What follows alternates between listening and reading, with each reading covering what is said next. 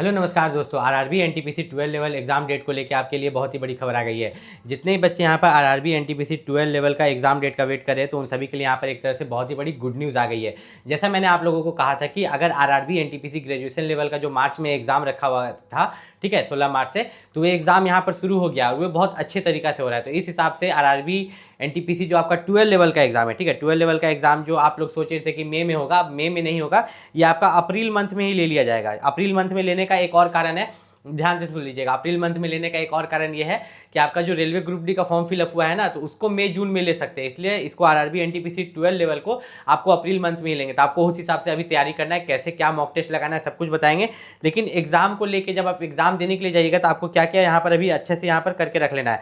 सबसे पहला एक चीज़ हम आपको बता देते हैं कि आरआरबी एनटीपीसी 12 लेवल का जब आप एग्जाम देने जाइएगा तो बच्चों को यहाँ पर ग्रेजुएशन लेवल का भी जब देने जा रहे हैं ना, तो बच्चों को पता है क्या दिक्कत हो रहा है, आधार कार्ड को लेके, ठीक है, आधार कार्ड को लेके यहाँ पर बहुत ज़्यादा दिक्कत हो रहा है। क्या दिक्कत हो रहा है, जितने बच्चे यहाँ पर एग्जाम देने के लिए जा रहे हैं तो उनका आधार कार्ड में जो है फोटो है 5 साल 10 साल पुराना फोटो है, तो अब क्या करें, उसमें वो पहचान में आ ही नहीं रहे हैं। और एडमिट कार्ड में भी जो फोटो है ना, वो सेम फोटो लेके नहीं जा रहे हैं, वो सेम फोटो तो हेरा जाता है, तो दूसरा फोटो लेके जा रहे हैं। तो ऐसे सब बच्चे को यहाँ पर लौटा दिया जा रहा है, ठीक है, या उनको दिक्कत झेलना पड़ रहा है। वो क्या कर रहे हैं कि फिर जाके ऐसा फोटो निकलवा के लेके आ रहे हैं जो एडमिट कार्ड में ही है। तो यहाँ पर आपको दो चीज़ आपको ध्यान रखना है जब भी आरआरबी एनटीपीसी आप 12 लेवल का एग्जाम देने के लिए जाइएगा, जो कि आपका यहाँ पर अप्रैल मंथ में होगा, ठीक है। तो इसका क्या ध्यान रखना है, सबसे पहले कि अगर आपके आधार कार्ड में फोटो बहुत पुराना है तो टेंशन नहीं लेना है।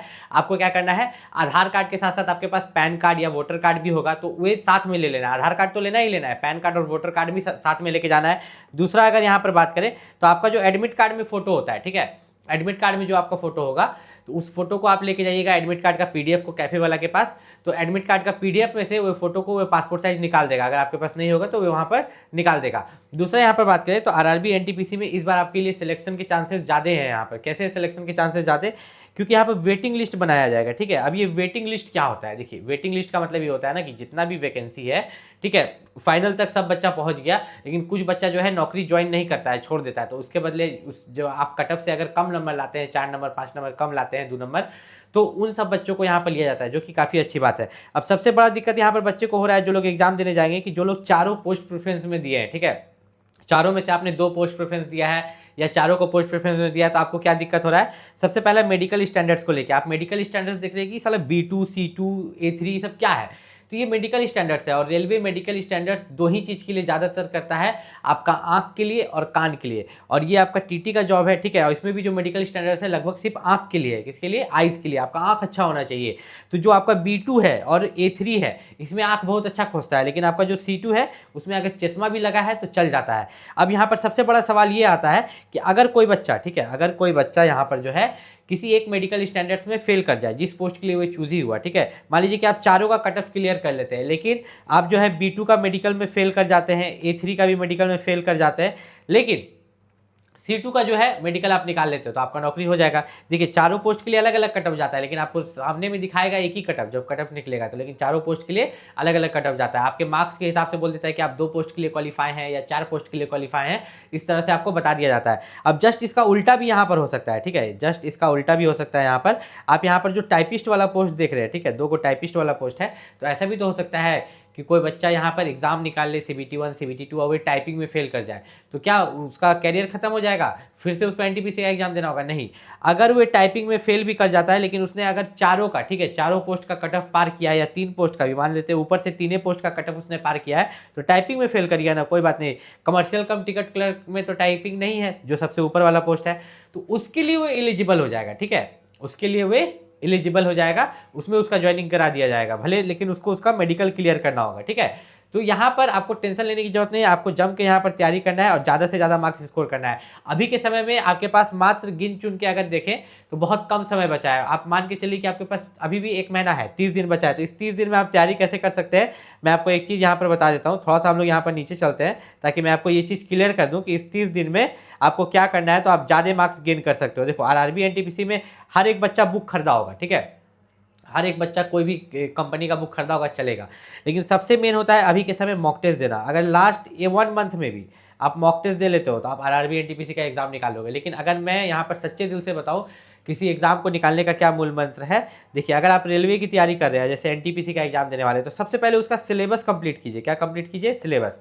तो सबसे पहले अगर आप सिलेबस को कंप्लीट कर लेते हैं तो आपको सिलेबस क्लियर हो गया। आप किसी का टीचर का वीडियो देख के कंप्लीट कीजिए, बुक पढ़ के कंप्लीट कीजिए, जैसे आप कर सकते हैं। मेरा सजेशन यही रहता है कि आप किसी भी टीचर का क्लास ले लीजिए, क्लास लेने के बाद उससे सिलेबस कंप्लीट कीजिए।